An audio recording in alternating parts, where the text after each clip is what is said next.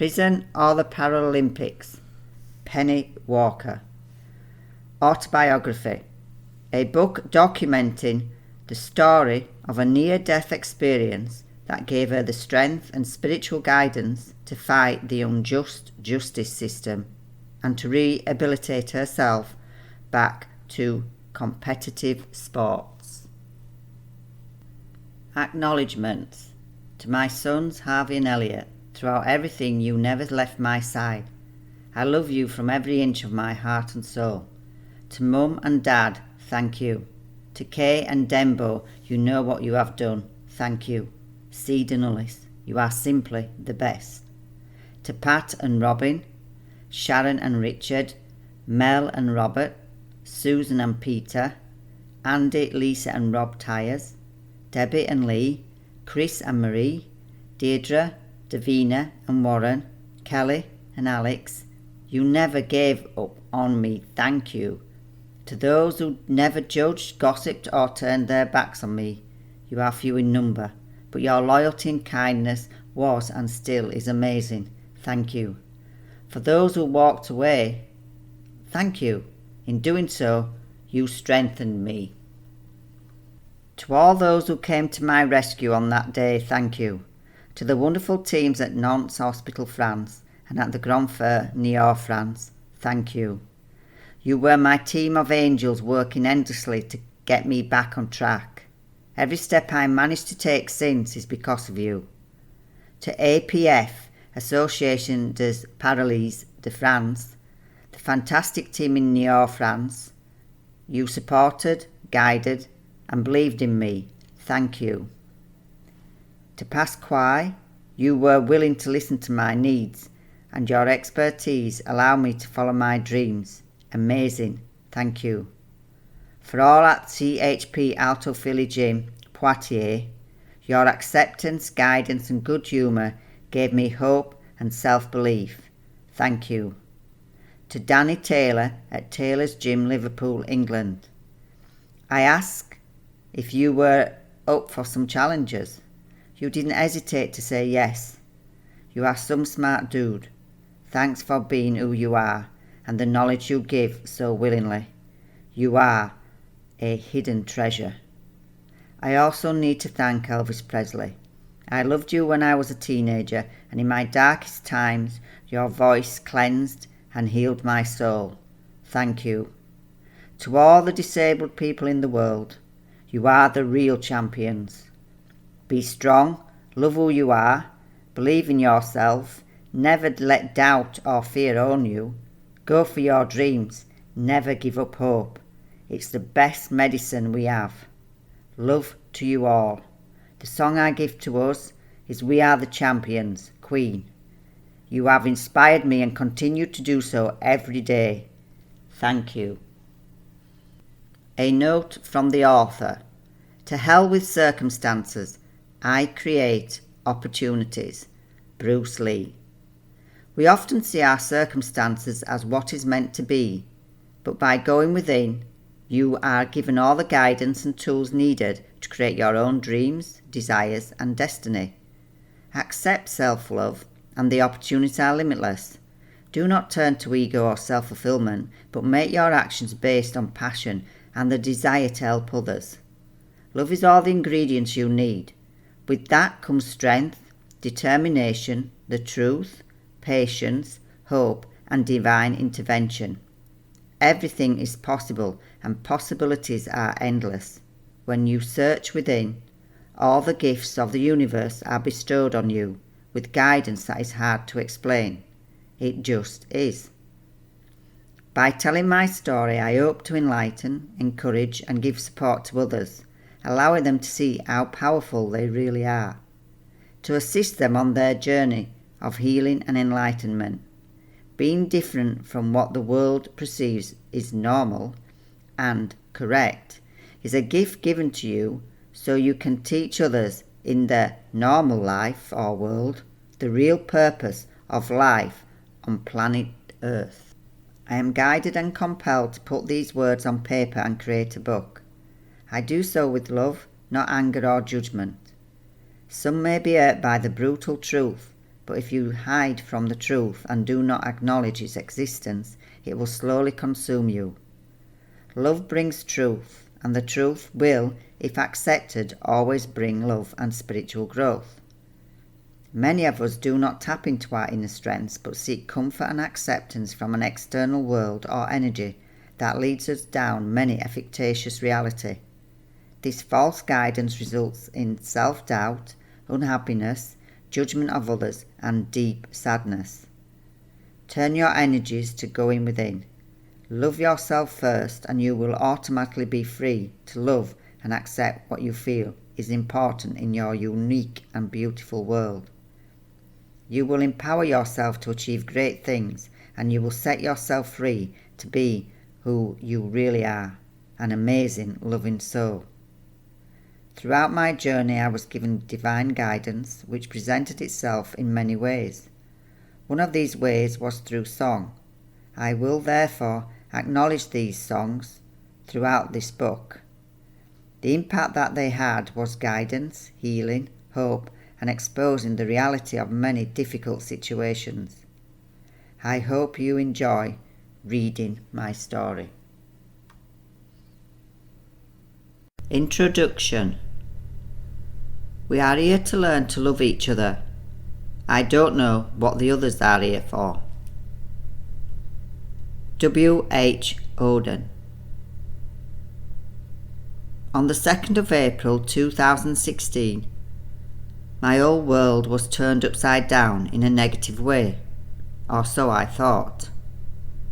The journey I was then given was painful, scary, lonely, challenging, depressing, exhausting, both physically and mentally, confusing, torturous, numbing, embarrassing, self-doubting, and there was a huge feeling of being a burden with no self-worth or purpose. A deep, deep feeling that your soul was dead or dying, with no desire to live. But the universe had other plans for me, as I eventually came to realise that the universe did this for me, not to me. My life slowly started to change. In a brief summary, my life had been blessed by a good, fulfilling career, which allowed me to connect with amazing, courageous and strong people who taught me many things and gave me so much insight to the true meaning of why we exist on this planet. Many of these wonderful people have passed on, but their energies remain. The universe also guided me back to my passion of being in the gym, which I had been ignoring for several years. I also found the guidance and strength to find my inner soul, so many of us ignore, so we can do what others want us to do, or fit into the boxes that we think we should be in. My car accident changed all that. Now being classed as 80% disabled meant both I and society no longer had a box for me to fit into. The result being you are left out in the cold, blinded and disorientated, confused and lost. It doesn't take people long before they turn and look the other way. You are then left alone with your pain, disabilities, thoughts, anger, disappointment and fear. Life becomes very dark, lonely and cruel.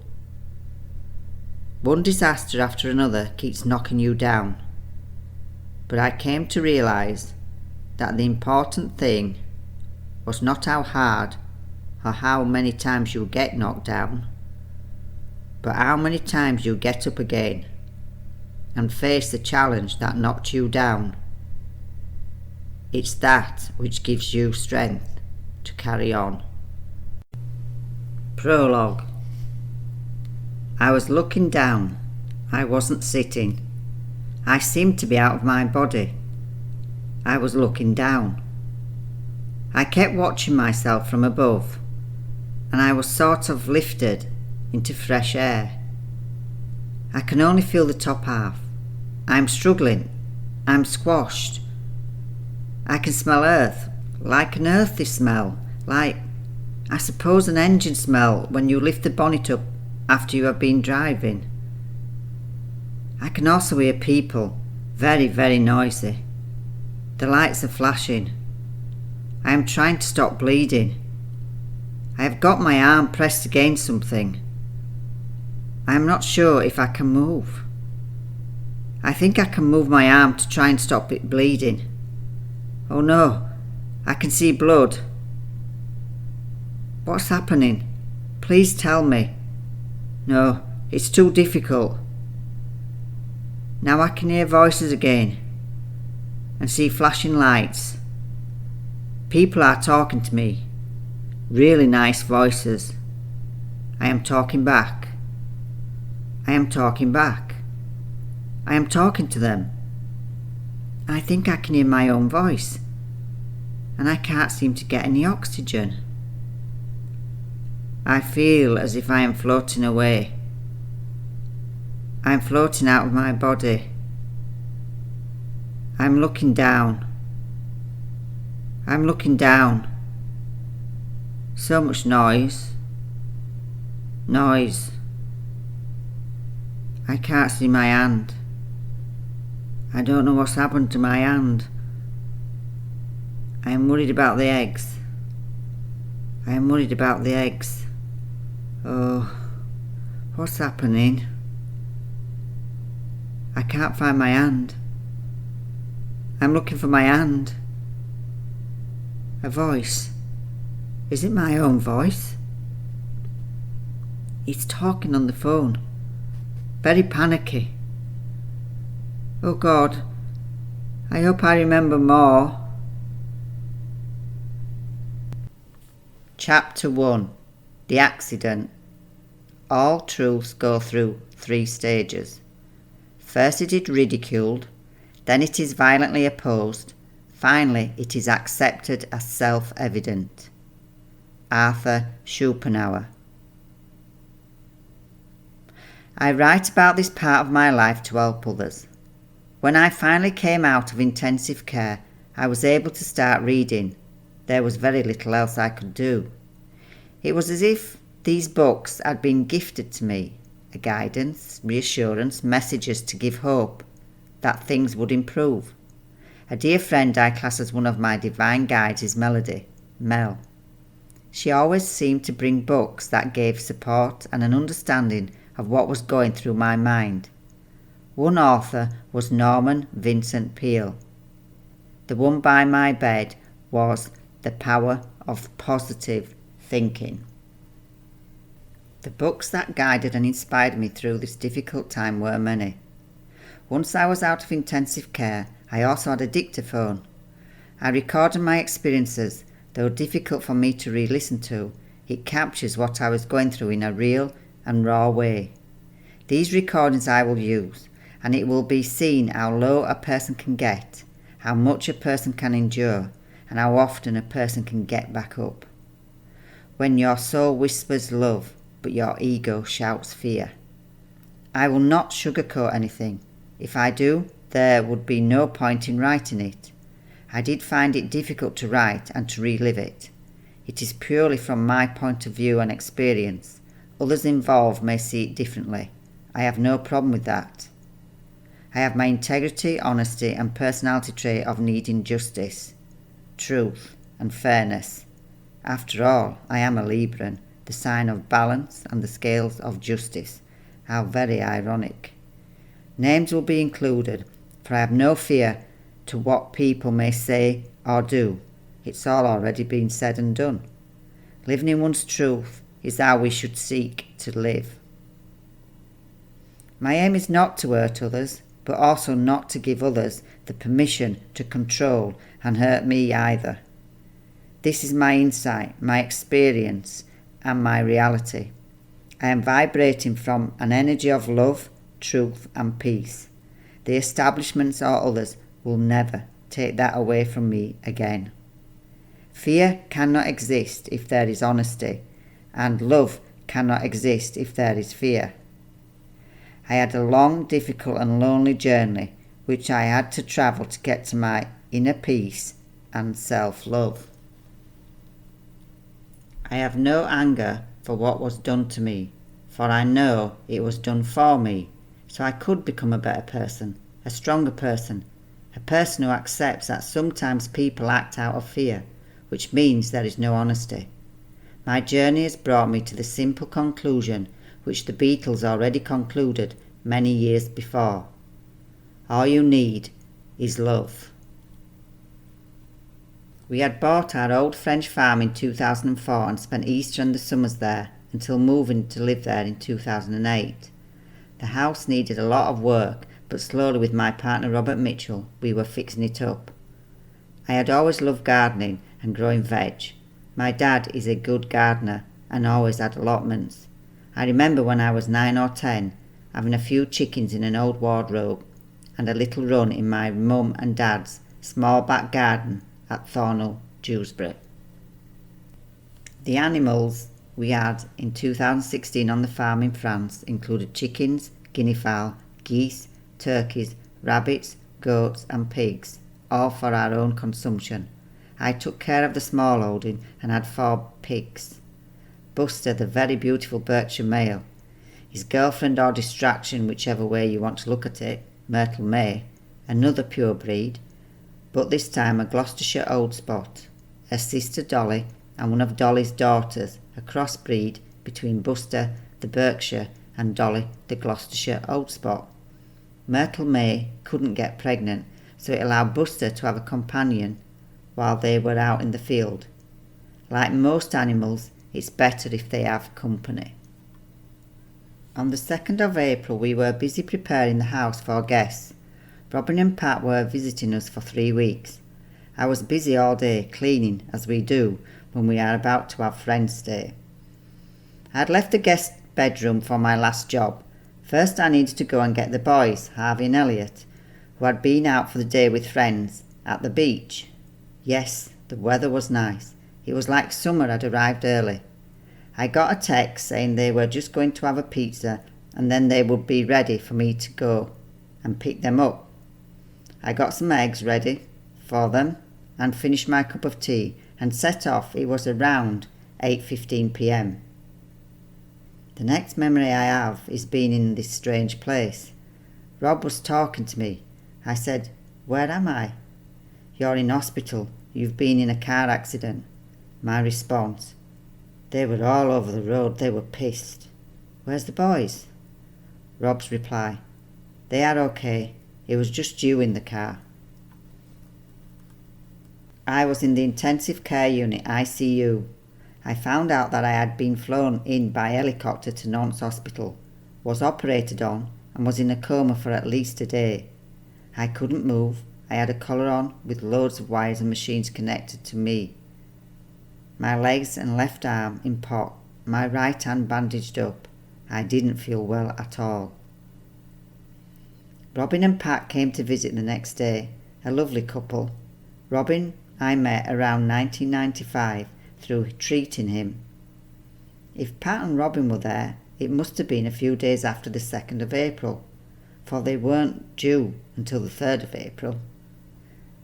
I got to know Pat through Robin. Robin had left the fire service and was looking for another career. He was very interested in the massage, so I said, "Why don't you train at the Northern College of Massage in Blackpool in the UK?" So he did, and was good. At last I could get some good hands-on treatment.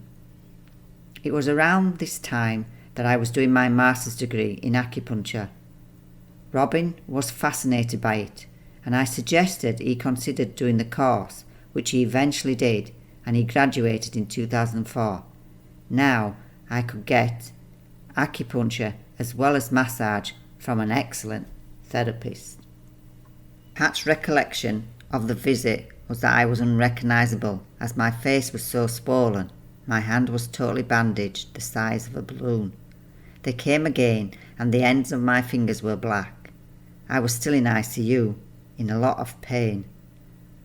The memory of my 10 to 11 days in ICU were sometimes very clear and sometimes not so clear. I can only write about what I remember. I did remember Rob coming and telling me I had been in a car accident.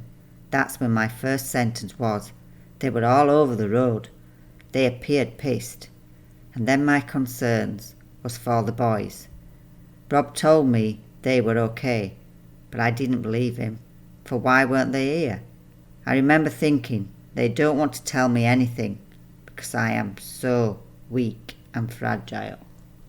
Mark, a neighbour in the village, came to visit, a volunteer firefighter for many years, but he had to leave my ICU room because he was so upset with how I looked. It was probably at this time that all the gossip started about the accident. I won't go into it here because it wasn't till much later that I found out what was going on. I was in so much pain. I couldn't move, and they kept taking me off for operations. There were so many people in my room, all surrounding me, but wouldn't let me see their faces. Some would argue that it was the drugs, but I was never in my ICU bed. I would go off with these people to all kinds of places. I remember we went to my barn back on the farm, and then to this beautiful wood. I always complained when they brought me back. I could see the white, sterile ICU room as I looked down and begged them not to take me back. They said I had to go back, but I was so happy being with these faceless beings. I could go where I wanted, easily, without pain or restrictions. There are a few things I remember while being in ICU, but not sure in which order they occurred. There was a small window in my door, and I could see things going on. The couple of rooms whose doors I could see were busy with people coming and going. One room I saw trolleys being pushed out with body bags on. I remember thinking, that's not a very lucky room to be in. I wonder if that would be how I would leave my room. I could also hear noises which seemed to come from beneath my room. I couldn't sleep due to the pain and discomfort. That was normal. But the noise was new. I thought there was a fight going on. There was so much shouting, and it sounded like so many people. I was concerned for the staff. The people sounded agitated. I asked the next day if there had been any problems. They said no. I never did find out what it was. I suppose you can blame the drugs, or say it was my mind just replaying the horror it had just witnessed. I was slowly learning about my injuries. Due to my work, I wanted to know. The oxygen mask and neck brace came off first, but I still had so many wires and machines stuck to me, and I later found out that one of my lungs had collapsed. I had a lot of pain in my back, hip, legs, arm, and unbearable pain coming from my right hand that was all bandaged up. Once when the staff were moving me, a thing I came to dread. One was a little bit careless and grabbed me to turn me. The pain was out of this world. I found out much later why. I had broken my left hip in the innominate bone in 2 places and had 4 broken lumbar vertebrae, plus all the breaks in my legs and the left arm.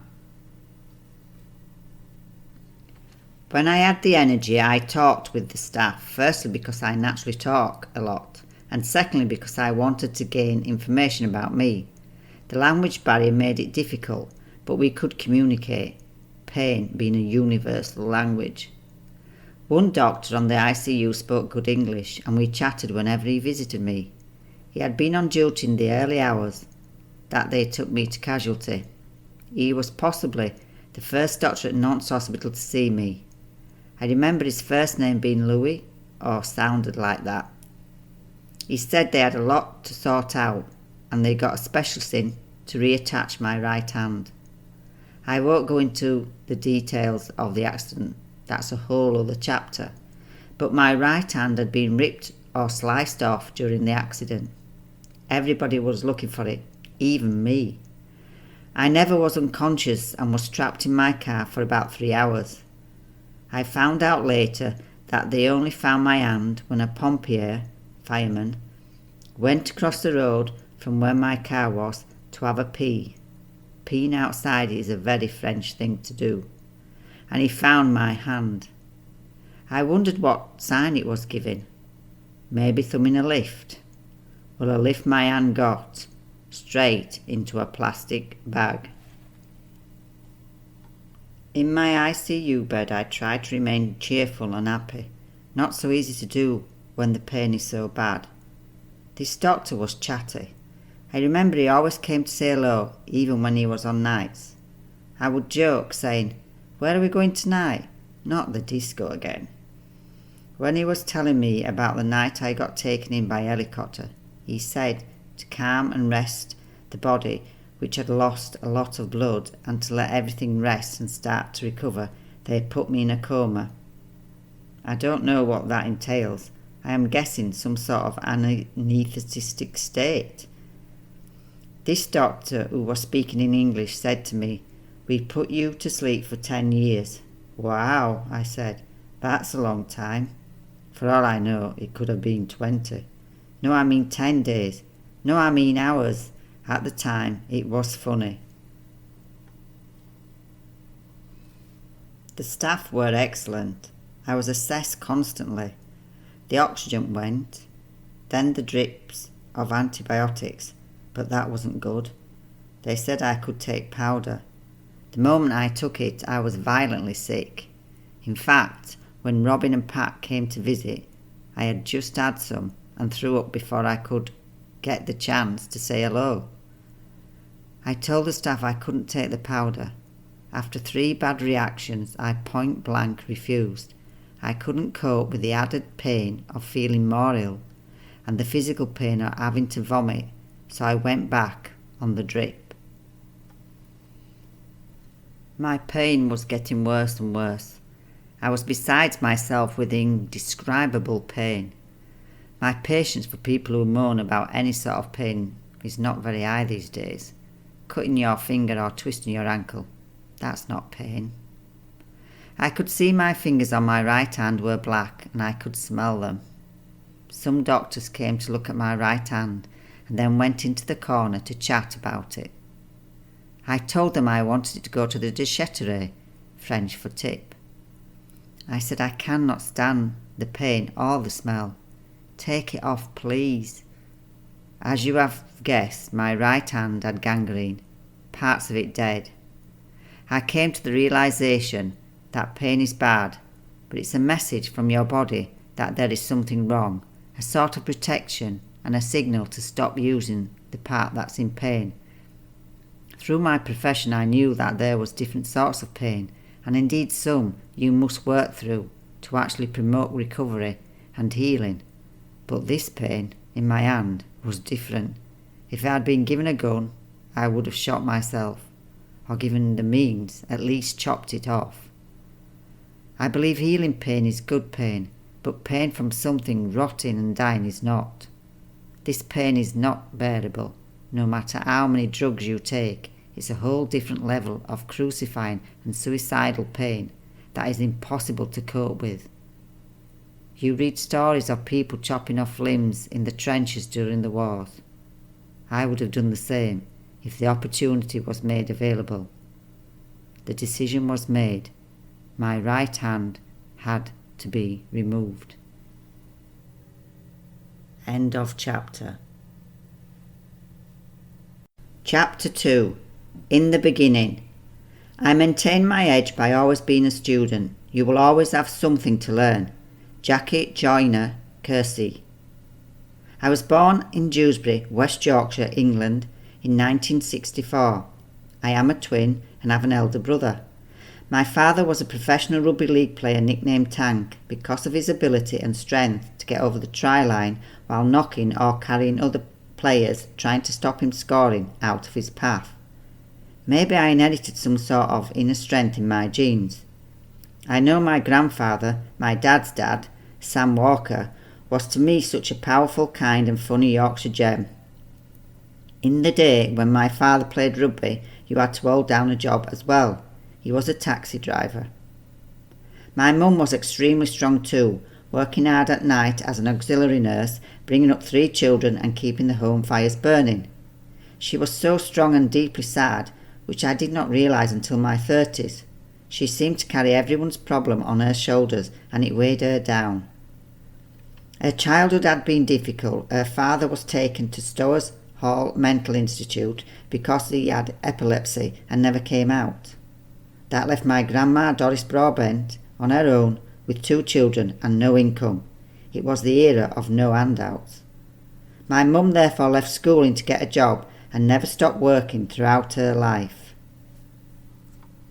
I was a very quiet, shy and withdrawn child and liked my own company. I had many imaginary friends who were very real to me. My twin Caroline was much bigger than me and craved all my mum's attention. So from an early age I just accepted the situation and didn't push myself forwards. I don't remember what was wrong with me. It never got spoken about, but I struggled to walk in my early years and was pushed around in a pram while my sister ran around and helped push me. I had a feeling it was some sort of hip problem. Apparently when I did start walking, I would not speak very much and walked around carrying and looking at the pictures of a children's Bible book. When asked what I wanted to be when I grew up, I answered, a nun. My life continued going to school and getting on with things. Thornhill High School was the secondary school I went to. It has had a documentary made about it, which I have yet to see. I liked school, though I found the work was not easy. I had to work hard to understand it. I made a decision that I had no choice but to be there, and so I may as well get something out of it. I respected the teachers, though in my first week there I ended up having a fight with a PE physical education teacher, Mrs. Sanderson. She was a typical 70s PE teacher, not very kind, hard-faced and wore very short skirts what seemed to be 24 hours a day. The fight was physical and she ripped my Airtex PE shirt while she dragged me around. The fight was because she wanted me to go into the hall with just my knickers and short gym skirt on. I didn't have any gym knickers for the first week of high school because being a twin, my parents had to buy double of everything in relation to school uniform. They just couldn't afford the gym knickers for the first week of school. I had already given Mrs. Anderson a note to say I couldn't have a shower because I was on my period, much to great embarrassment to me. At home we never got the talk about life. When I had my first period I thought I was bleeding to death and got given a sanitary belt and sanitary towels. For those of you who don't know what these things are, thankfully the choices have improved today compared to the 70s. They were a belt you put around your waist and then you fixed this nappy-like pad to it. Discreet did not come into it.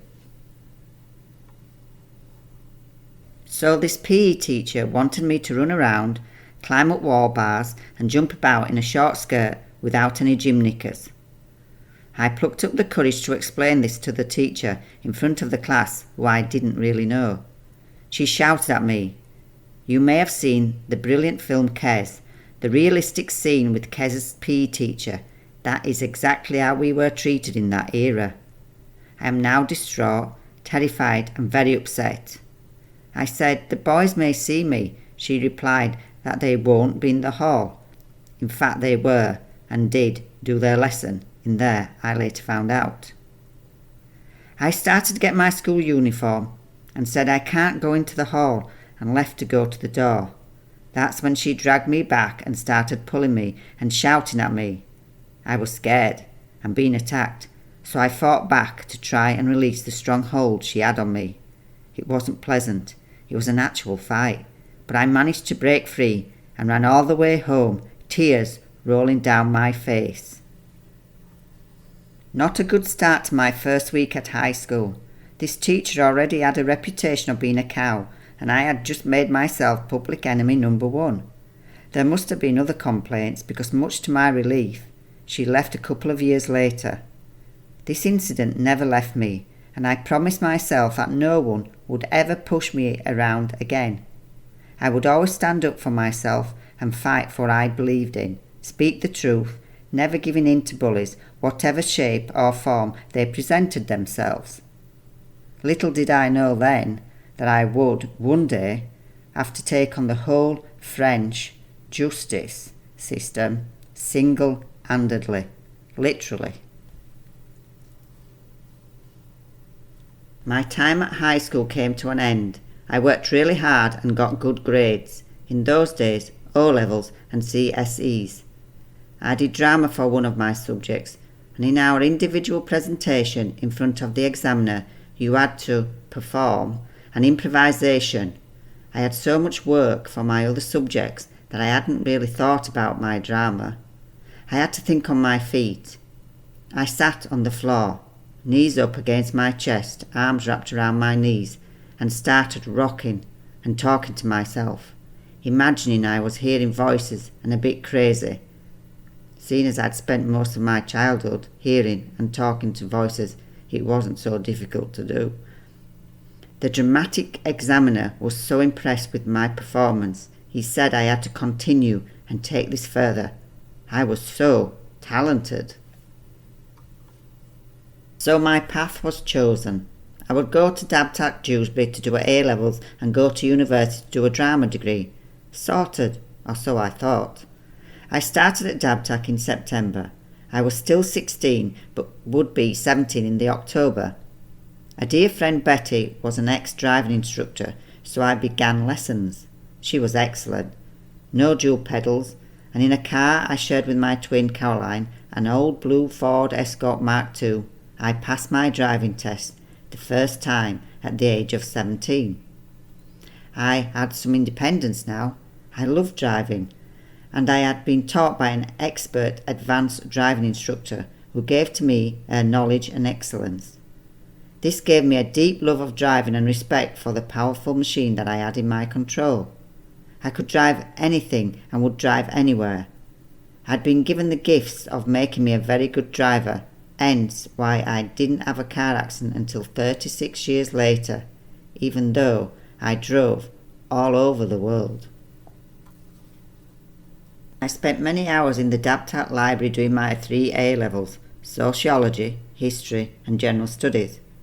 It was at this time that a teacher asked me to do a test for dyslexia. I agreed to do it and was diagnosed with dyslexia, but I never wanted the label and just carried on without help. But now at least I knew why everything, to me, seemed such hard work compared to how those other students saw it. It was also at this time that I discovered a martial arts gym 5 minutes walk from Dabtac on Bradford Road. At the age of 17 I discovered weights. We were now in the early 80s, and so it was all about women in lycra with leggings around their ankles. Remember Flash Dance and the song What a Feeling? Jumping around doing aerobics. That was not for me. I wanted to be in the gym, lifting weights with the men, so that's what I did. There were very few women hitting the weights. It was seen as wrong and not very feminine, but I loved it. I wanted more and didn't care what others thought. I hadn't fitted into stereotypes all my life, so I didn't need to now. 2 years later I had successfully passed my 3 A-levels on the 19th of September 1983. I also had been accepted at Liverpool University to do a drama degree. Although the degree was from the University of Liverpool, I attended and lived at a teaching college at Agbroth, just a 15-minute walk from Penny Lane. There were 2 colleges, Christ and Notre Dame, the Catholic one, and St Catherine's across the road, the Protestant one. All students mixed and took their lessons as one. I remember at the interview day realising that the very small rooms were bigger at Christ and Notre Dame, so I said it would be nice to lodge there, even though I was not a Catholic, to have an opportunity to experience a different religion. It worked, and I got a place in Angela Hall, where I lived for the first 2 years of my 3-year degree course. My main subject was drama with psychology and American studies.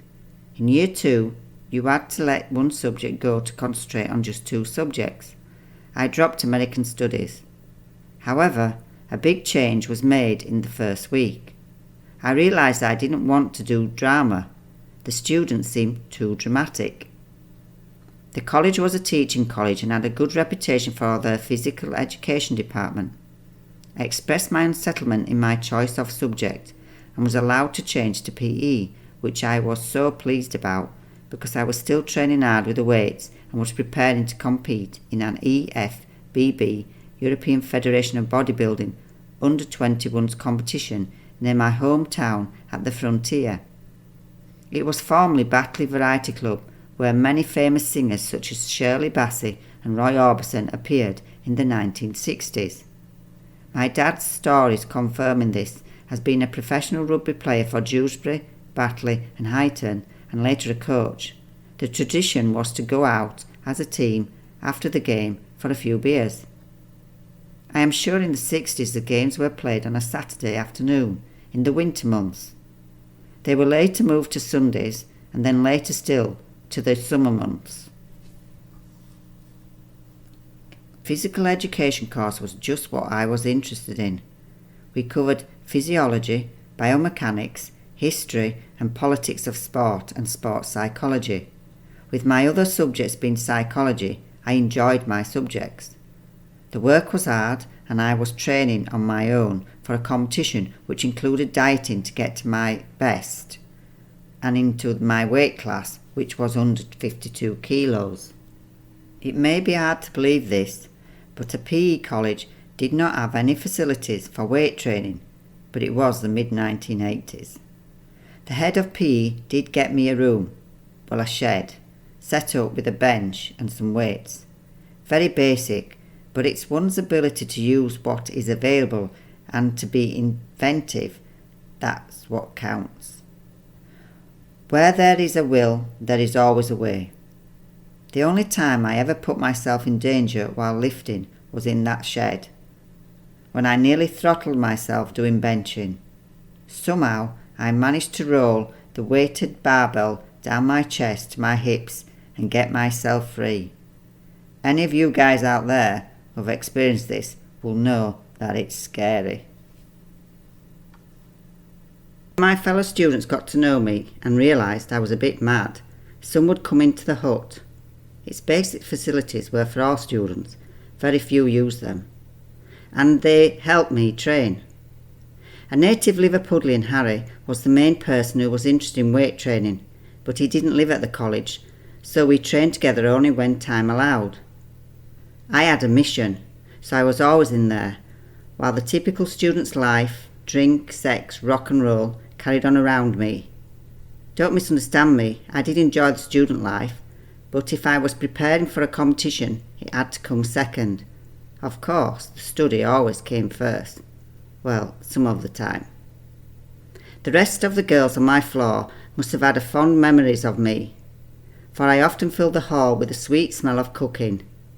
Fish and cabbage in my pressure cooker. It became a big joke. Oh, Penny's cooking again. My first bodybuilding show was on the 21st of October 1984. I got fourth and was probably too fat.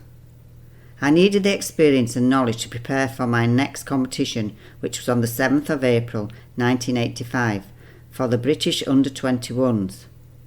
Now, less than a year to prepare, this date, the 7th of April, would turn out to be a very special and significant date for me.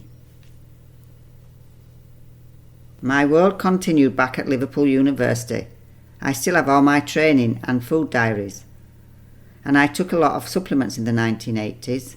The supplements were desiccated liver tablets or liquid, brewer's yeast, Baldo, lecithin, B-complex, vitamin C. In 1984 I added 4 alfalfa and 6 kelp tablets 3 times a day, amino acids and cut-up capsules. At the time of writing, 2020, I take only cider vinegar, but I am looking into which supplements I need. It must be noted that in the 80s, supplements were not the scientific industry that it is today. My view with supplementation is to keep it simple, but recognise that the quality of food available and the realistic amount of food I can consume means I need to add supplements. I was very lucky at my time at Liverpool University to have a friend on my PE course whose sister's boyfriend was a NABBA Mr. Universe, Owen Neal, a big guy with an even bigger loving soul. I went with my friend Peter to Nottingham to train with Owen, get advice and go through my posing. Owen was so encouraging and supportive and gave me the spirit and determination to continue with my passion.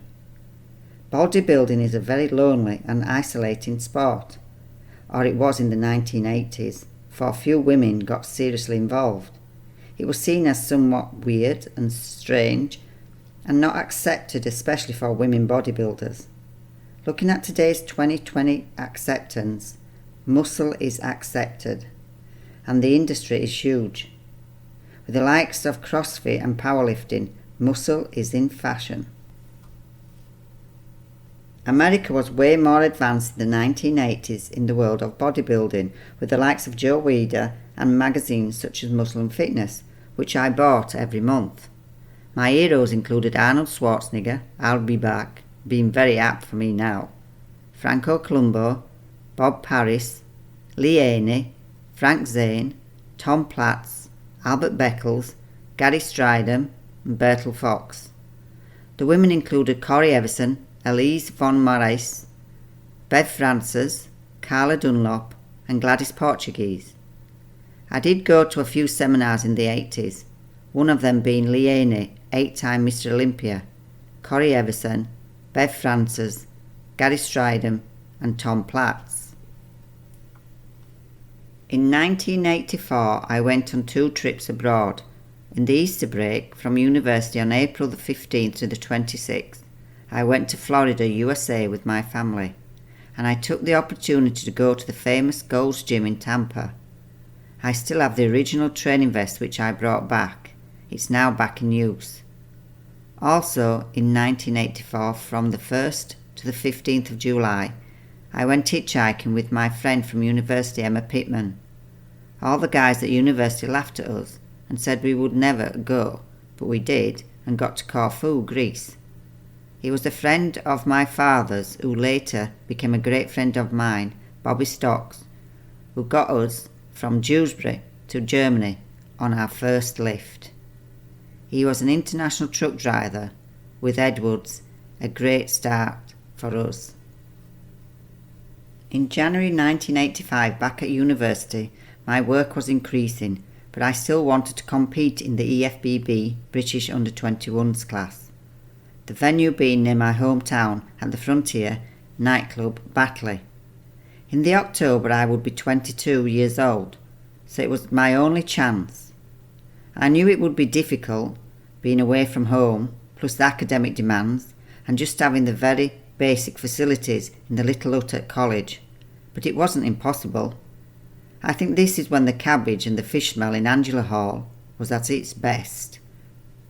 What I didn't plan in my preparation for my British Under-21s qualifying competition was a back injury. On the 5th of February 1985 I pulled my back doing hyperextensions.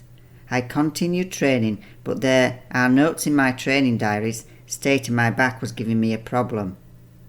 It took me until the 7th of March to try and put the intensity back into my training. On the 14th of March it took a turn for the worse, and I could hardly walk. So not training, I eventually got to see an osteopath who said I had a twisted hip. Slowly I got back to training with some back discomfort. Not so good, so close to a competition. Sunday, April the 7th, 1985, Frontier, Batley, EFFB Yorkshire Championships. The place was packed, and a group of my friends from university came to give me support.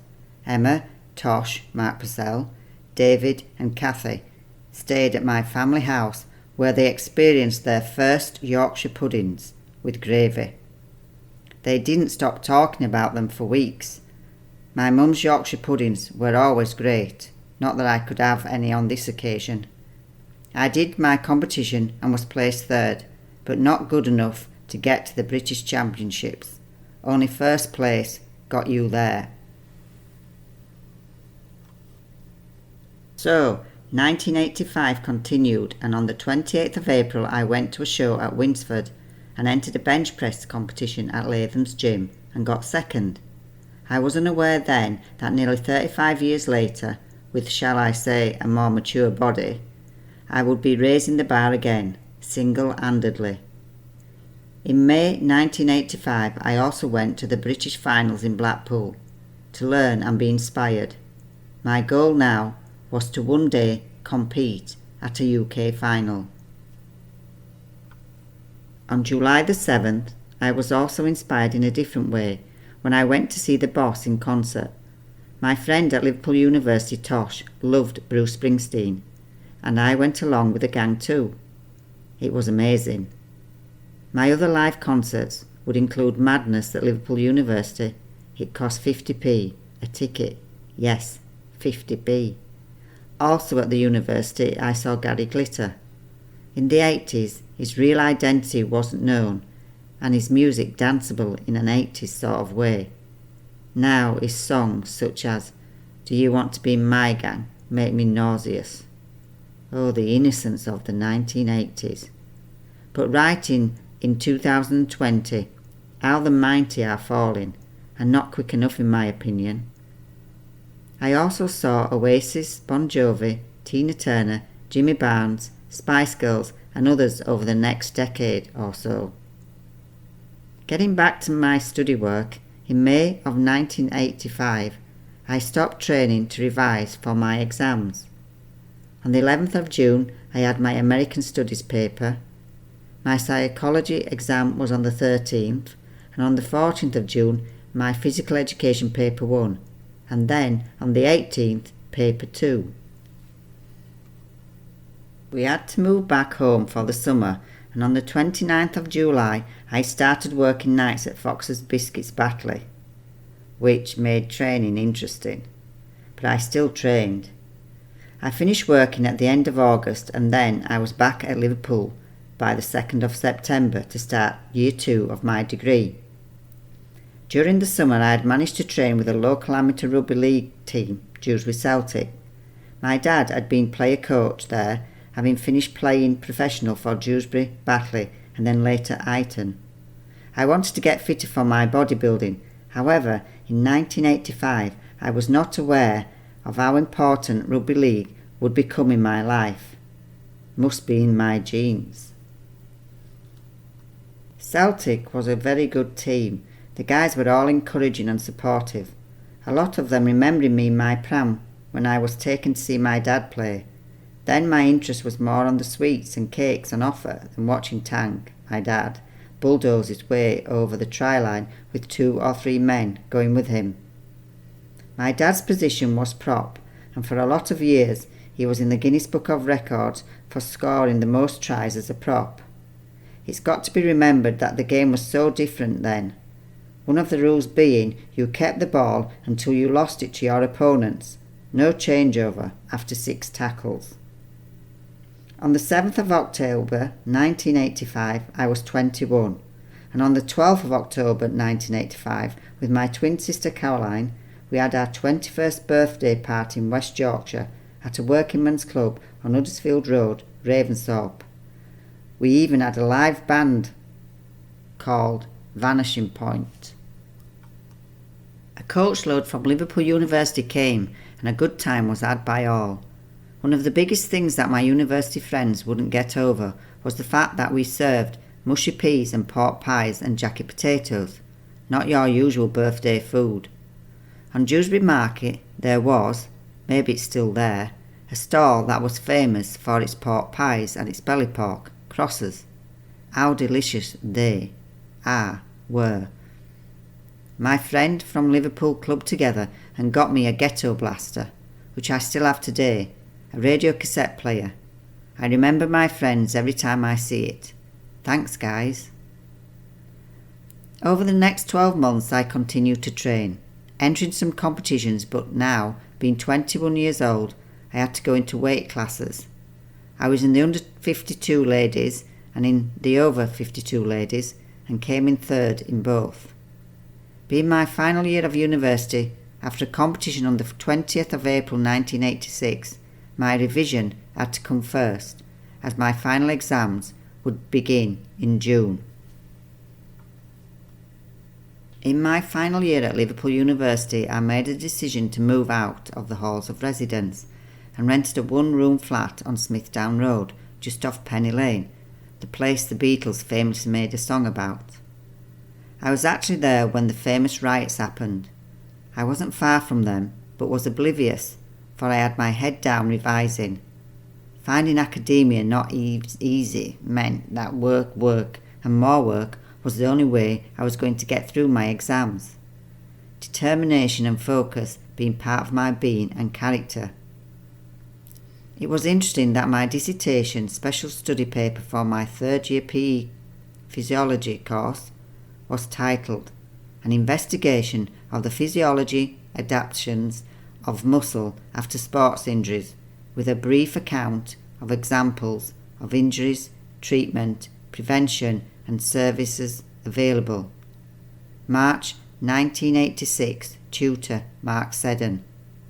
This title describes what would later be the essence of my whole professional career. Maybe a force was guiding me even then. I must reread that paper. I may relearn something. By the middle of June 1986, I was back living in Yorkshire, my life in Liverpool coming to an end. Liverpool and its wonderful characters and unique personalities was now in my blood. There is something amazingly unique and special about that city, and it's not just because of the Beatles. It has a deep, loving, passionate soul which vibrates regardless of difficulties.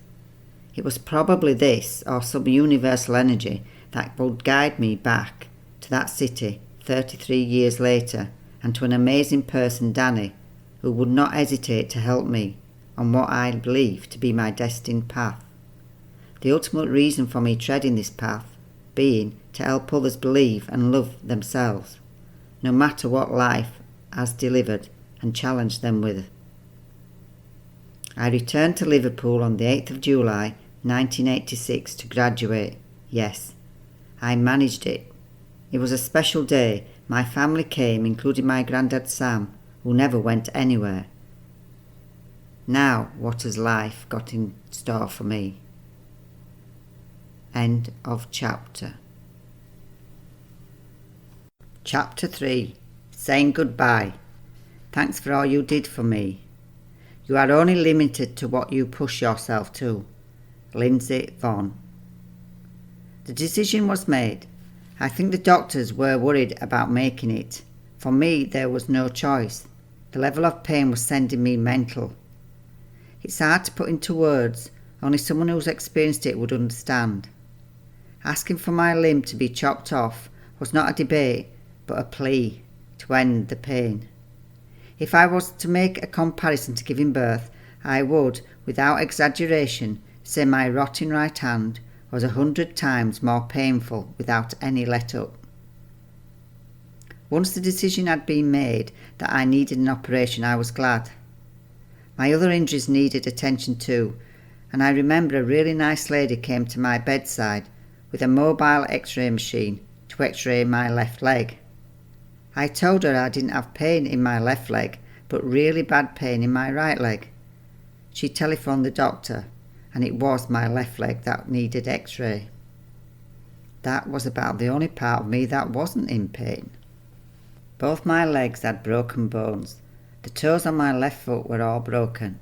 The doctor, Dr. Pichu, who fixed all my sticking out bones when I was taken by helicopter to Nantes Hospital, also needed to put what I can only describe as barbecue skewers into all my 4 toes on my left foot. Dr. Pichu had already put a metal pole through my right femur. I named it my dancing pole, with screws and bolts at the top and bottom of it.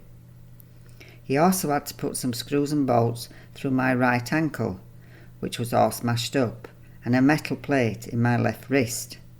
My hip was broken in 2 places, and the 4 lumbar vertebrae that were broken had to be left to heal.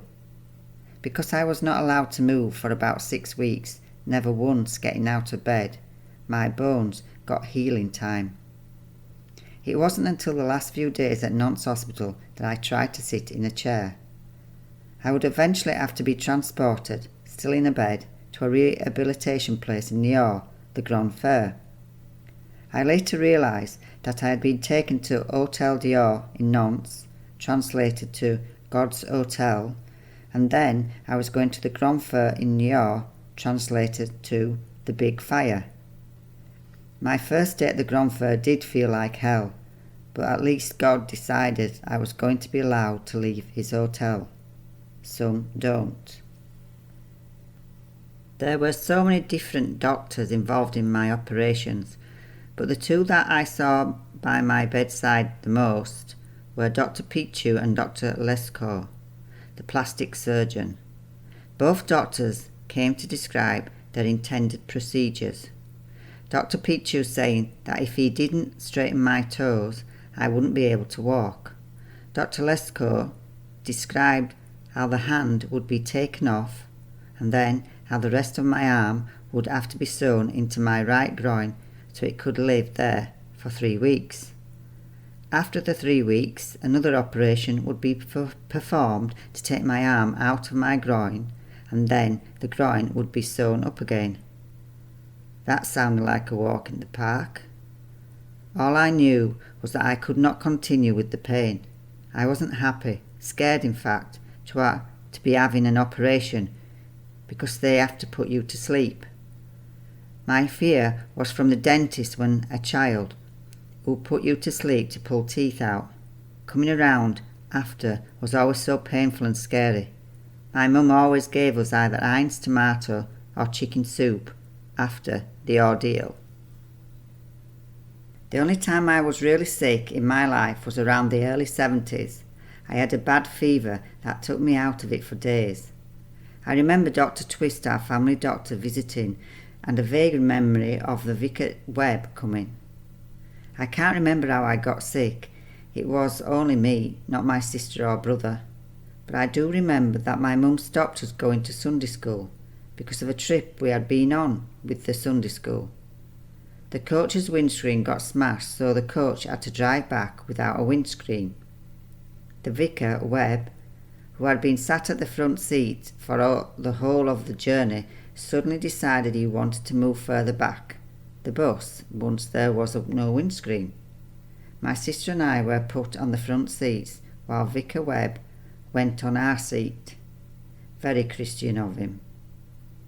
I may well have been ill from that. My mum was furious and we never went to the church again.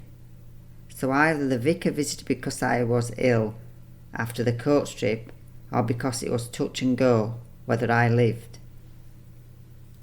One of the few childhood memories I have is of being ill on the sofa.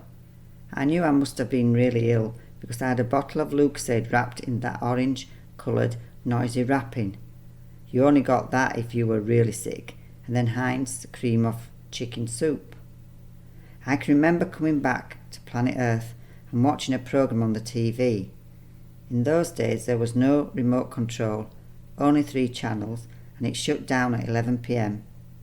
to the national anthem, God Save the Queen, that made a loud buzz that would wake up anyone who had fallen asleep on the sofa. The programme I woke up to was Sam. Years after, I would ask people if they had watched Sam as a kid. I could describe the storyline to them, but no one had seen or heard of it. But I remembered it so vividly. Eventually I concluded I must have dreamt it all up, until one day I saw the full box set for sale on Amazon. Yes, I bought it and had a few weeks of nostalgia.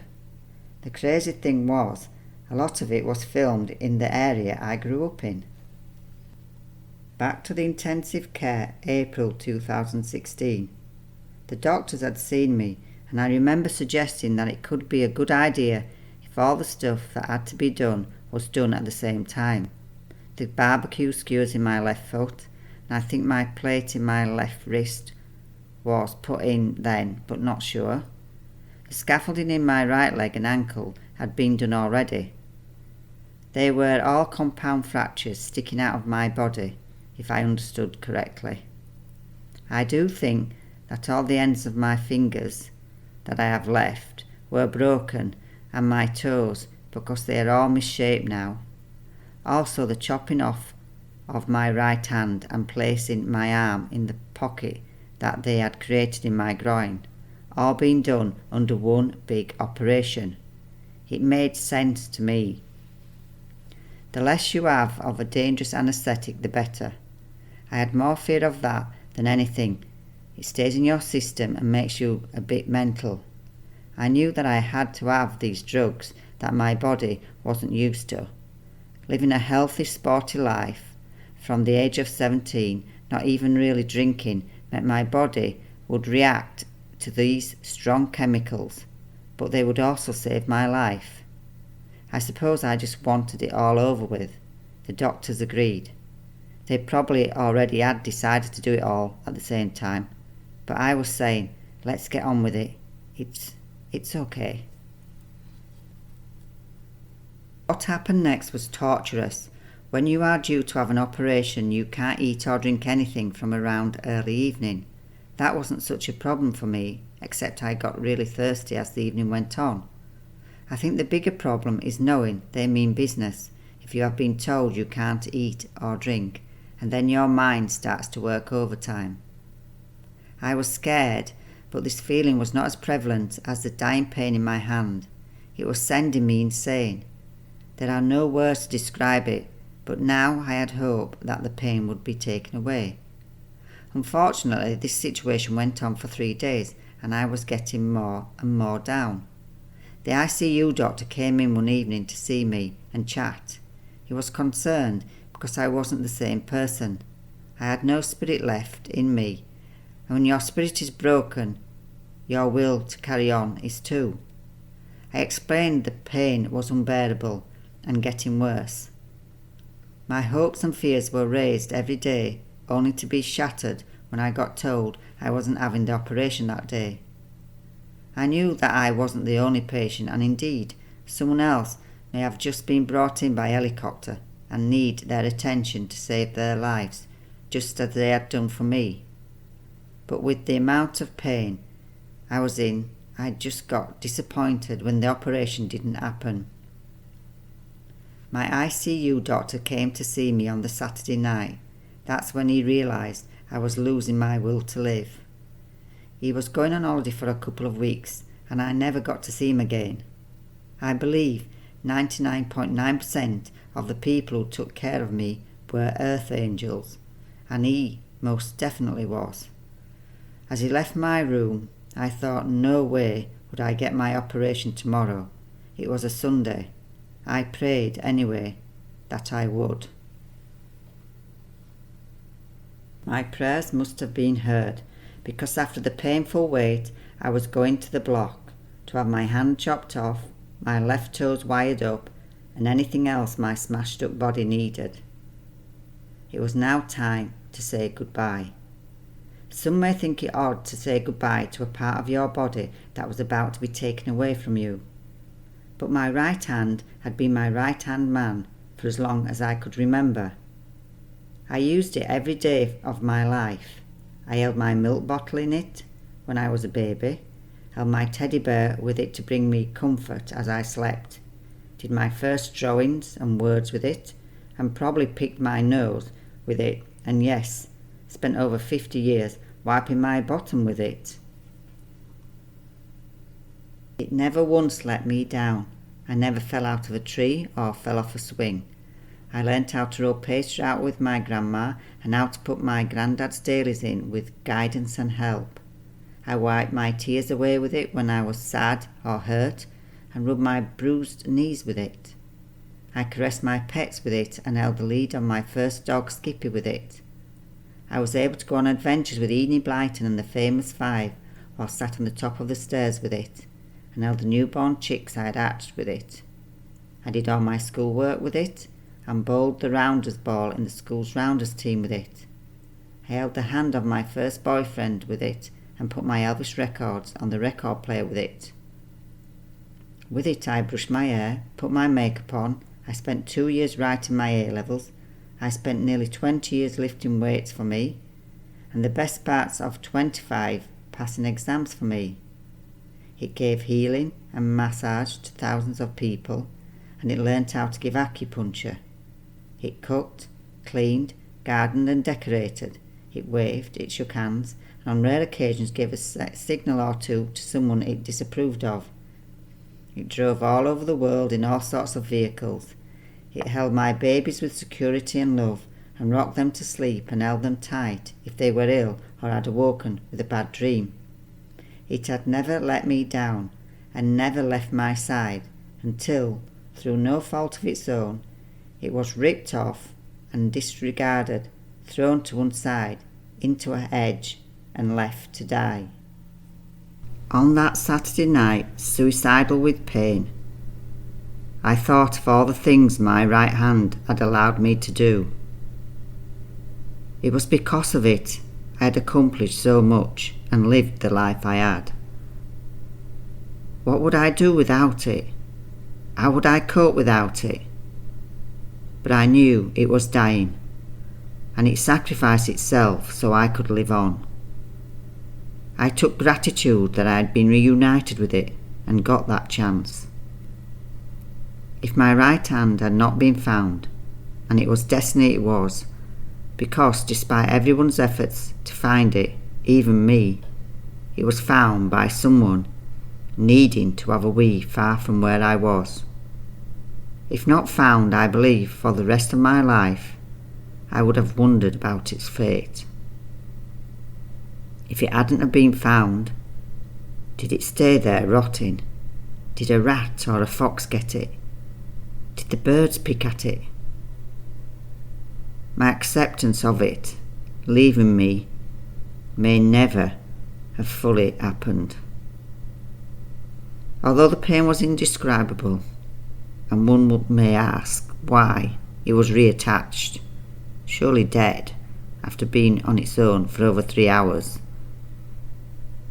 But I am so grateful to Dr. Fourier, Dr. Watts, Dr. Lescaut, Dr. Mayhew and Dr. Pichu, and all the staff involved in my treatment and care at Nantes Hospital, and who took the time to reunite us.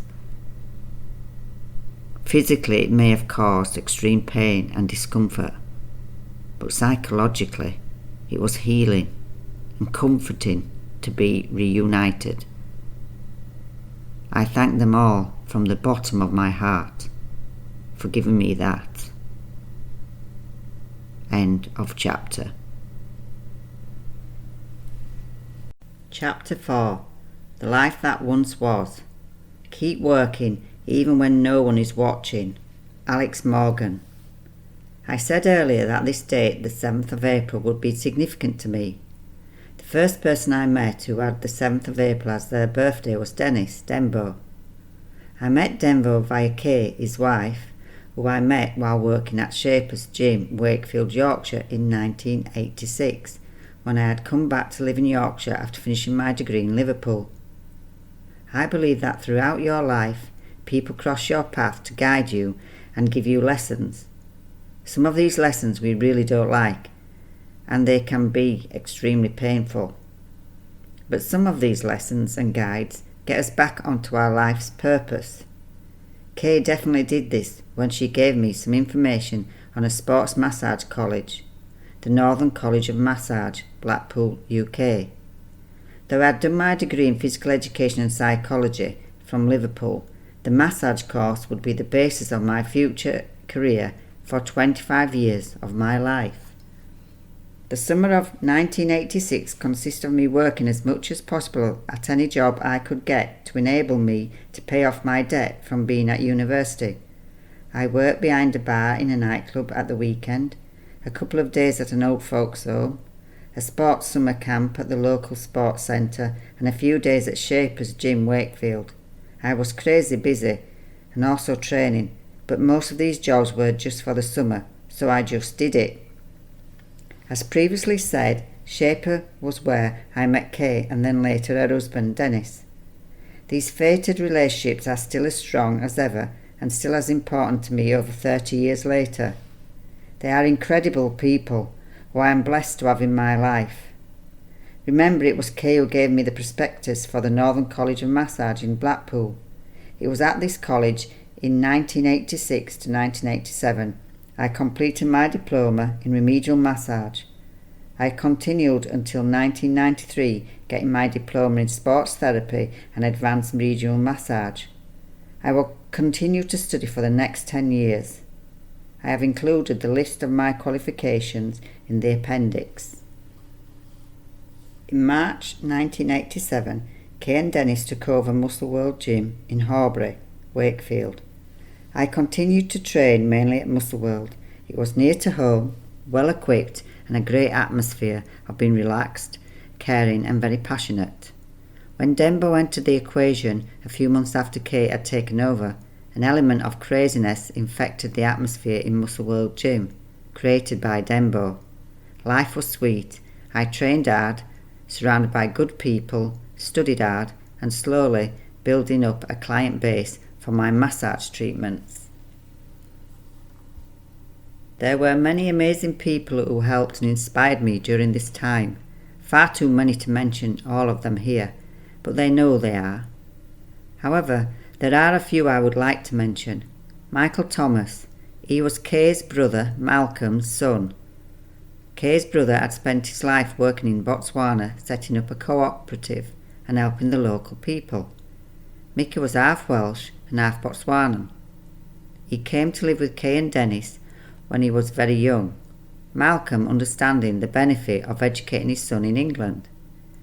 There were some cultural differences. For example, he didn't know what the purpose of a knife and fork was, and at the beginning Rem, Kay and Dembo's beautiful red setter, got it in the neck because dogs were not seen as pets where Mickey came from.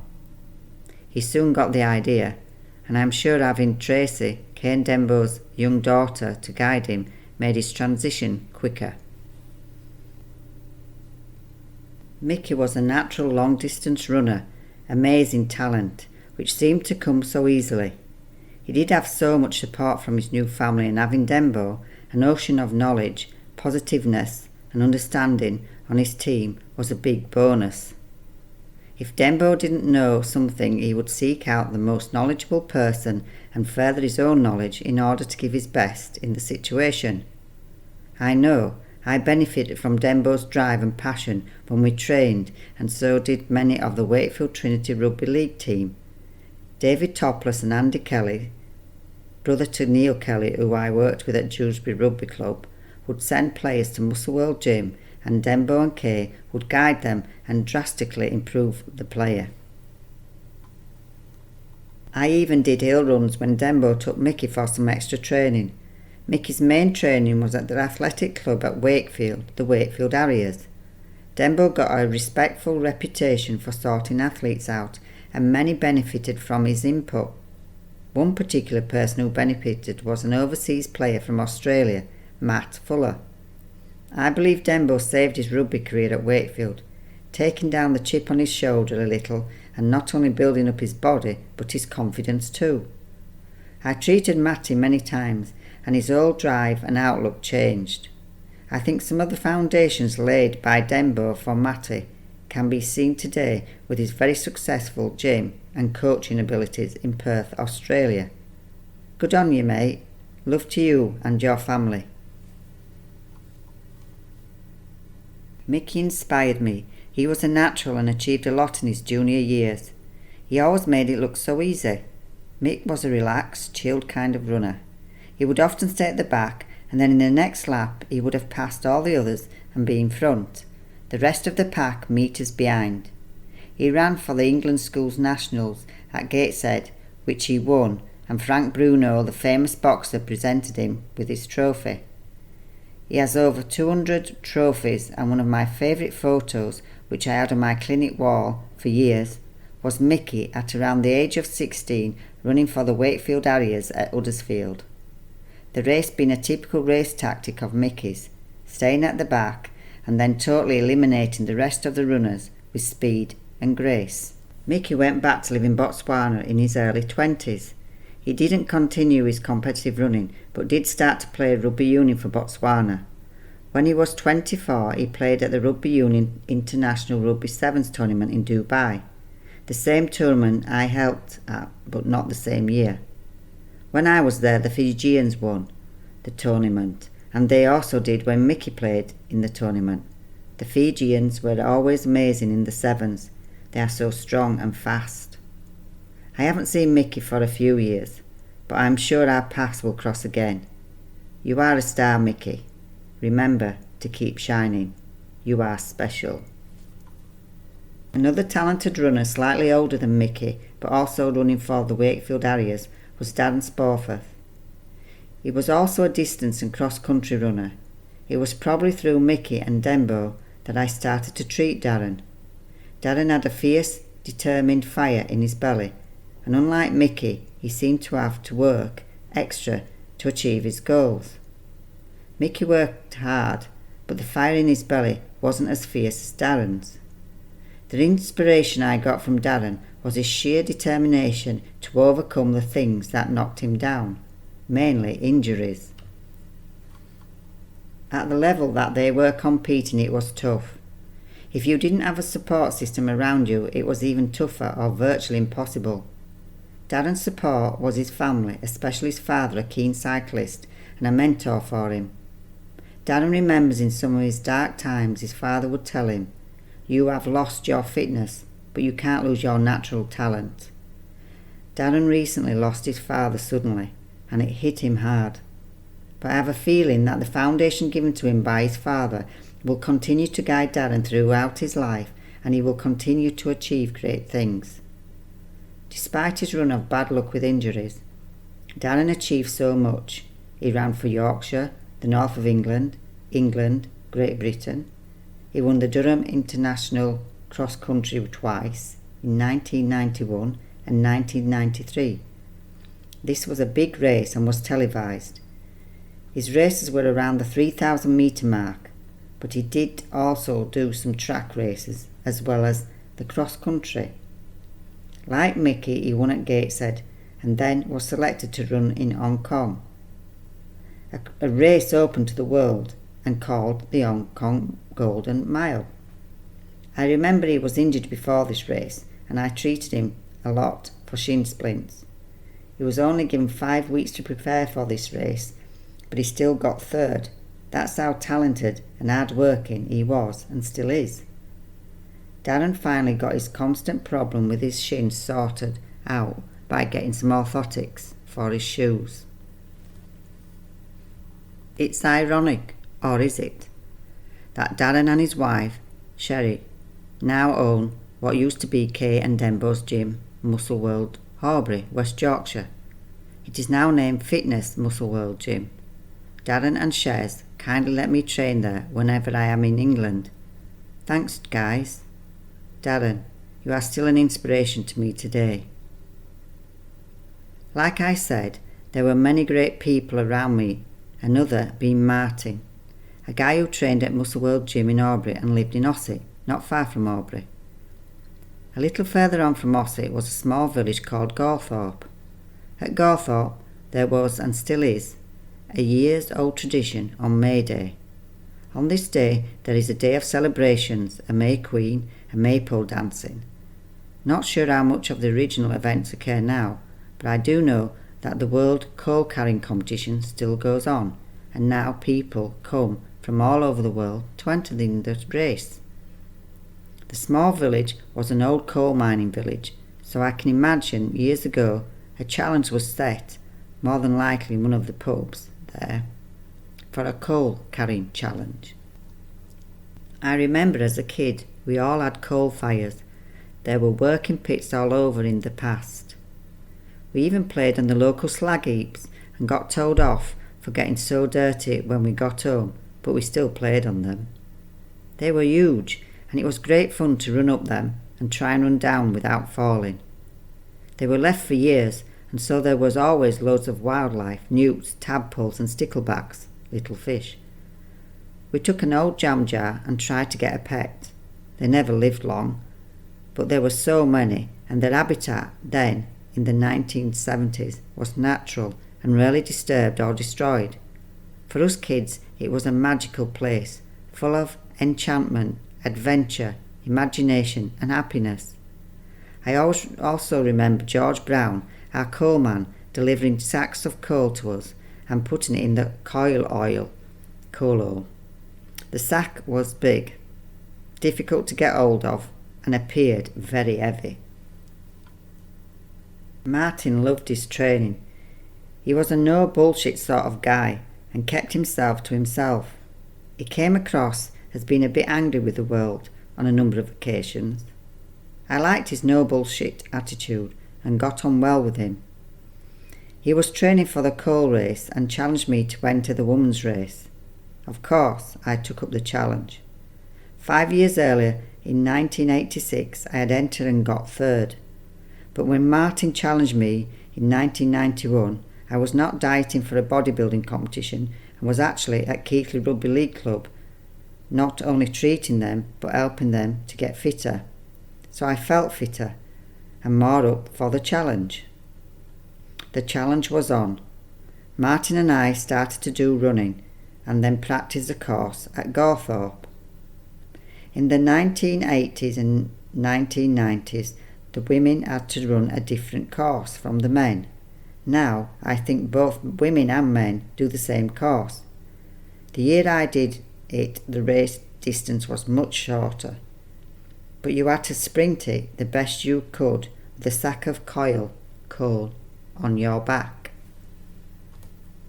Linda Archer came second. She was not happy and complained about the crowds being in her way. It was the same for all of us.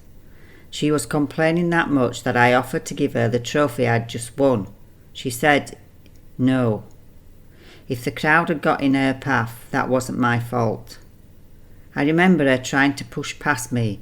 In those days, the race path narrowed to get to the finish line at the Maypole. There wasn't the space, and I was in front anyway. I never got around to doing the race again, so I stayed undefeated.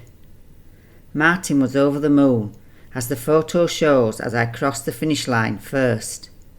He did compete in the longer men's race up a difficult incline, and I think he finished midfield. A very good achievement in such a difficult challenge. Thanks, Martin. I couldn't have done it without you.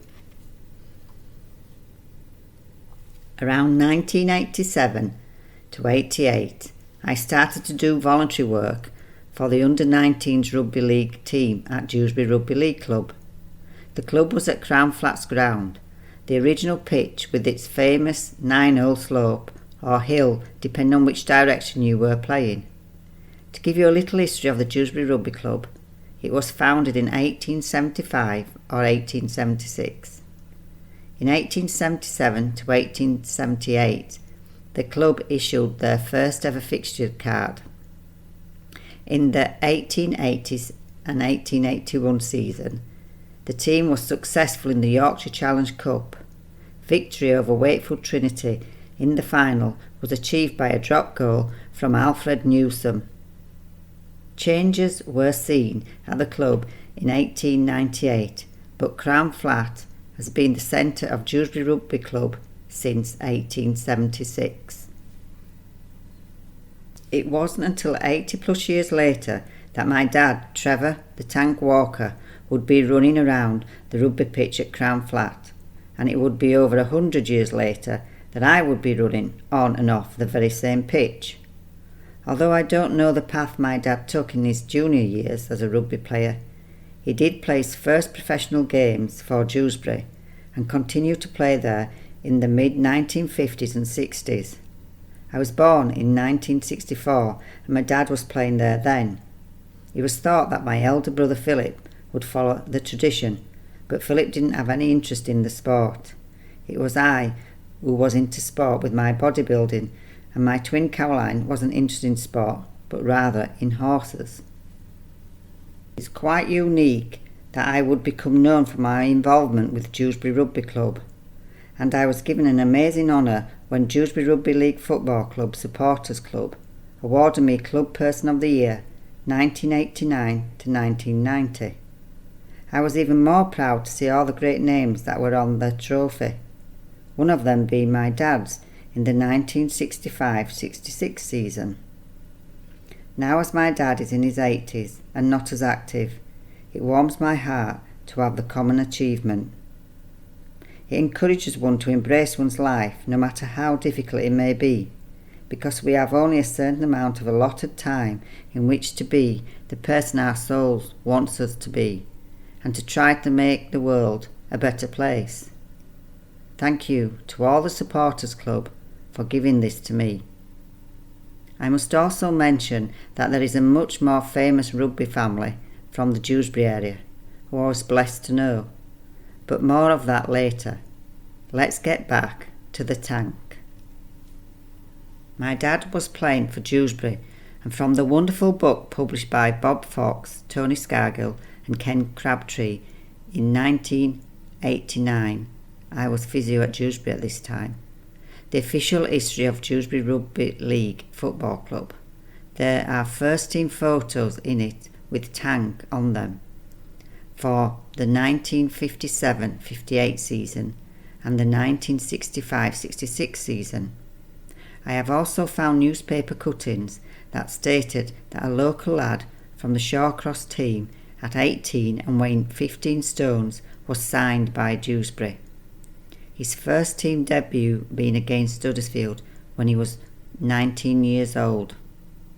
I know my dad only played professional rugby for Dewsbury and later Batley, with a short spell at Ayton. He stayed with Dewsbury for many seasons. I remember going to the games when I was very young. When I became involved with the club many years later, it was the smell of the wintergreen that brought my memories back as a very young child. They came flooding back, giving a wonderful calming feeling of contentment. In the Dewsbury Rugby book on page 56, my age as I am writing this, there are some photos that hit the headlines on the 16th of April 1966 at Station Road, Swinton, Dewsbury versus St Helens. Attendance 13,046, a big crowd. According to my dad, and I believe it is in this match, a lady, Minnie Cotton, came on the pitch with her umbrella about to hit one of the Dewsbury players.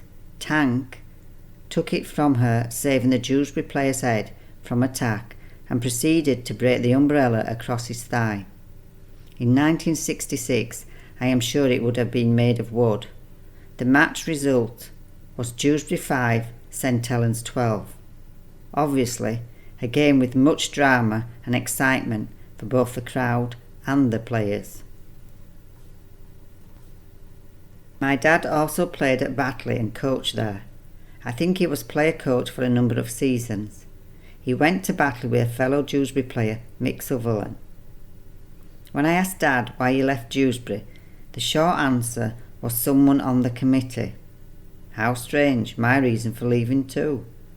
Dad also had a fond memory of a certain referee, Eric Clay. That robbing bastard robbed us of 2 semi-finals.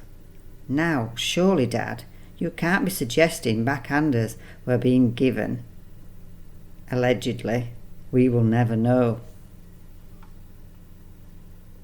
I remember as a young child people visiting us connected with rugby, usually my dad's rugby mates.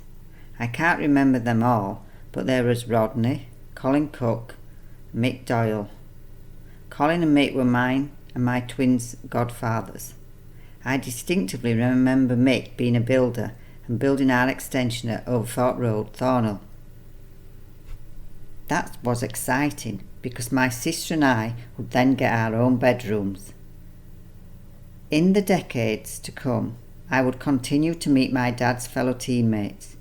It seemed that everyone I met in the rugby arena, if of a certain generation, knew the Tank. It was always great to hear their stories and made me even more proud and connected with the Tank's rugby achievements. Before the Tank left his professional rugby career, he went to help his friend Dave Cox at Ayton, Liverpool. I am not sure exactly when Tank left Dewsbury to go to Batley.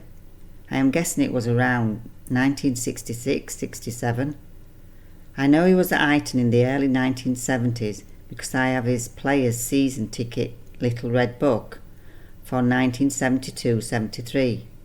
Dad says he went there to play and help his friend, but trained at Celtic Amateur Club in Yorkshire because of the long distance. There weren't any M62 then. The M62 opened in stages between 1971 and 1976. After Heighton, Tank continued with Celtic and became involved with the amateurs.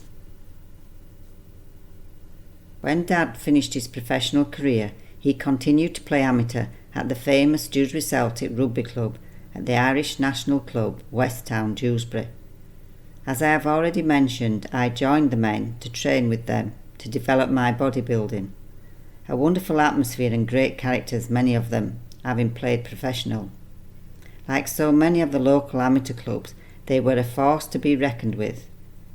In my profession, I spent a number of seasons working with amateur clubs, Dewsbury Moor and Thornhill Rugby Club being two of them. I worked with an amazing coach and man, Johnny Arpin, who used to play alongside my dad. How one's world intertwines in amazing connections, or is it all already predetermined by the forces that be? Dad never played for Great Britain or international. I believe he got a shoulder injury at selection time. I vividly remember Dad coming home one Saturday evening. I was so excited to see Dad back and went to jump up at him, but was stopped, and then I saw his arm fastened up in a sling. He looked in pain and was very sad for a good while after. At such a young age I didn't understand what was going on, but I think he lost out on playing for Great Britain. He did, however, get into the Guinness Book of Records for the most tries for a prop, and that record was held for a number of years. He got 17 tries in that season and dislocated his shoulder, and there were still 7 games to play, so the Tank could have got even more. I am not sure who has the record now. An interesting story Dad tells is that a chief's son from Fiji wanted to take Tank to play for them, but my mum wouldn't go. Now that would have been an amazing experience and place to grow up. I had the honour of helping out the Fijian rugby union team at the Dubai Sevens in 1998 when I took myself around the world. More on that later. But for now, the story was this giant of a man had a dead leg, and anyone who has seen them play knows how powerful they are. It's in their genes. They came into the changing rooms when I had just finished treating the young team from New Zealand, the Warblers, that I was working with. I saw this giant limping and offered to help. My goodness, I have never tried to treat someone with such solid muscles, and I have treated some big muscle guys before, one being Jeff Capes. For those who do not know the name, he was the world's strongest man, just like Eddie Hall from Leeds. Jeff Capes was at an event demonstrating his strength, and somehow I ended up trying to treat his shoulders. But this Fijian's leg was the toughest challenge of my career. He did get back on the pitch, and the Fijian team won the tournament, so I must have helped him a little bit. My life that once was involved lots of study, enjoyable hard work, bodybuilding, and being surrounded by like-minded people who taught me so much in so many areas of my life. I'm eternally grateful to them all. I do believe these lessons have helped me to develop commitment, strength, both mental and physical, and the will to keep going no matter the odds. Or is that just the Yorkshire grit that is buried deep inside of me? Or possibly sheer bloody-mindedness? Who knows? Whatever the elements may be, together they allow me the strength to carry on when life just kept knocking me down. My message to anyone experiencing life's lessons is to believe in yourself, to give love to yourself, and to be kind to yourself. Forgiveness and love will strengthen you and slowly a way out of the darkness will be illuminated, allowing you to take one step at a time into a bright, peaceful and happy existence. This will bring you inner peace and a love for your life, a gift that you can pass on to others. Never give up hope. End of chapter. Chapter 5. My Guardian Angels, and the show must go on. On the occasion of every accident that befalls you, remember to turn to yourself to inquire what power you have for turning it to use. Epictetus. I had very little sleep that Saturday night, and many visitors. I begged them all to take me with them, so I could be free from the pain and confusion. They refused, but their presence was calming and healing. There were my team of guardians, my angels, who never left my side and are still by my side today. Throughout, they have given me signs and messages of hope, and later they exposed lies and cover-ups that were being carried out by a very low-vibrating and corrupt world. They also demonstrated to me that others don't have the integrity or honesty that I value so highly and live by. Naively, I thought others, especially in positions of authority, did too. I still wasn't certain that my operation would go ahead, especially on a Sunday, and the fact that it hadn't gone ahead a number of times before. But they came for me and pushed me out of my ICU room on a journey that was terrifying. All you can see are the lights in the ceiling as you are pushed on your bed. Everything is slow motion and very, very scary. Having to have so many operations, I got used to this journey and tried to chat with the person pushing me about anything, the weather, their job, just to break the haunting silence. On my first trip on this journey, I was scared, but also relieved that at last the pain would be taken away. If I died, so be it, but I couldn't continue to live with this rotting, smelling, torturous pain that I did know. The reader must understand that I was further confused and powerless because my understanding of the French language was limited. Over the years I concluded that some of the French had an arrogance and were impatient with anyone they didn't choose to understand. This choice was often dictated by their personalities. They managed to understand if it was work or gaining money. Some, if fluent in English, chose to act dumb if you had a complaint or didn't agree with them. In the hospital I didn't see this very often, but outside of that environment I sure did. This went to a whole new level after my accident.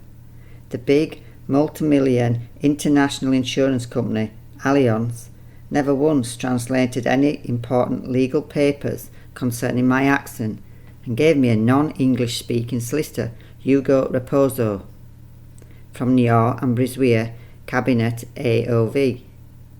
In the end, I was starting to believe he was working more for the other party's solicitor, a big famous one from Bordeaux, Cobris, Courtius and Associates, allegedly.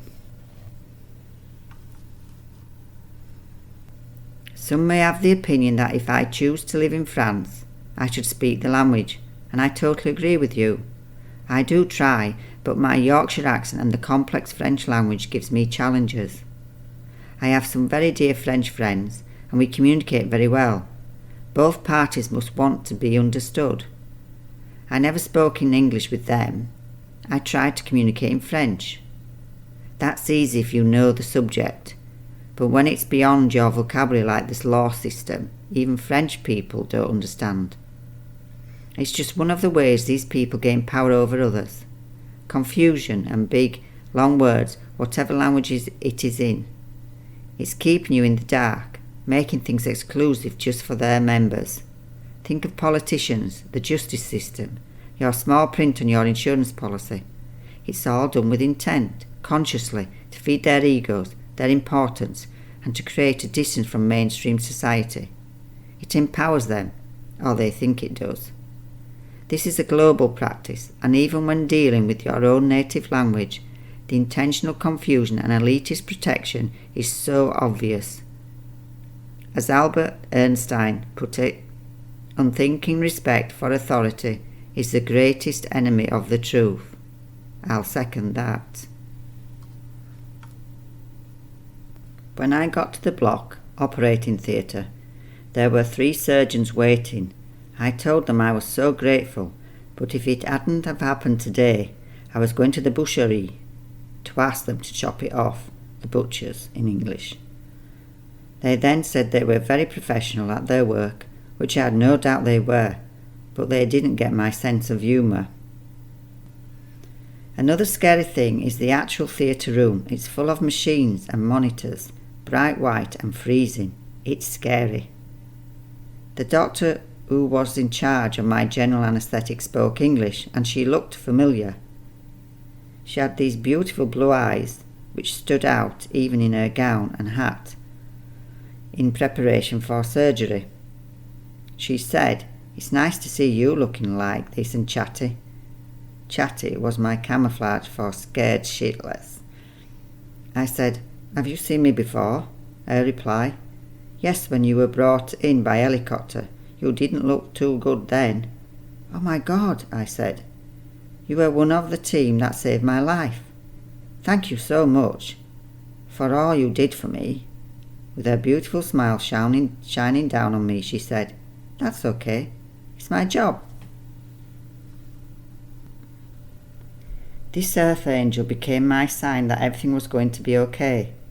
She had a calming, reassuring presence and gave me hope and confidence that things were going to be all right. My earth angel was my anaesthetist, the part I feared the most. If your anaesthetist isn't good, then it's good night and lights out. I was blessed to be surrounded by excellent teams of medical people. Another who sent me this message was Bob Marley. Remember I said songs and books became signs and information from the universe? I think I had a direct line with Bob. His songs, 3 Little Birds, with the lyrics "Everything's gonna be alright" and "No Woman, No Cry," again telling me everything's gonna be alright, were just 2 of them. And I couldn't believe the song he sent me when I left the court.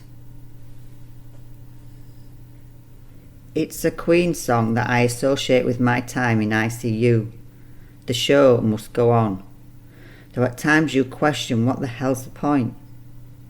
The universe will always show you and direct you to the point. In my case, writing this book is a very important healing and hopefully encouraging to others sort of point. Another scary part is coming round. It's terrifying. It amazes me they can put you half dead with drugs to cut into you, and in my case chop things off, and you won't feel it. What happens to your aura, or chi, in Chinese medicine, and the spirit? Surely these are already out of balance with the accident or disease that the patient has got. How do you correct those? Is that part of the horrendous fear, confusion and disorientation you feel as you come around after a general anaesthetic? When I came round after this particular operation, I felt petrified. At first you wake up, but you are paralysed and very scared.